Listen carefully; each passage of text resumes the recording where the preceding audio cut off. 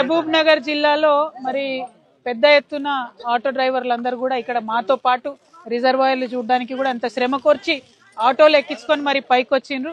వారందరూ కోరుతున్నది ఒకటే, వివిధ జిల్లాలలో ఆటో డ్రైవర్లుగా ఉన్నటువంటి వారు, ముఖ్యంగా మహబూబ్ నగర్ లాంటి ప్రాంతాలు, హైదరాబాద్కి దగ్గరగా ఉండేటటువంటి ప్రాంతాల్లో ఉన్న ఆటో డ్రైవర్స్ వారు జీవనం గడవక ఇక్కడ జిల్లాలలో డిమాండ్ తక్కువ ఉండి ఒక 2 రూపాయలు ఎక్కువ వస్తాయని హైదరాబాద్ పట్టణానికి అప్పుడో ఇప్పుడో వచ్చి వాళ్ళు ఆటోలు నడుపుకుంటుంటారు. శివారు ప్రాంతాల్లోనే ఎక్కువగా వాళ్ళు నడుపుకుంటూ ఉంటారు.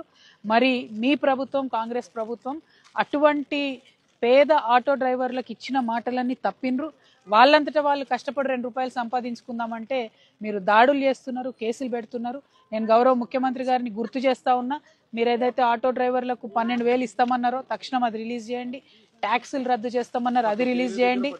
ఇవన్నీ పక్కకు పెట్టి మీరు హైదరాబాద్కు వస్తున్నటువంటి వాళ్ళని కూడా కొత్త కొత్త రూల్స్ తీసుకొచ్చి వాళ్ళని ఇబ్బంది పెడుతున్నారు.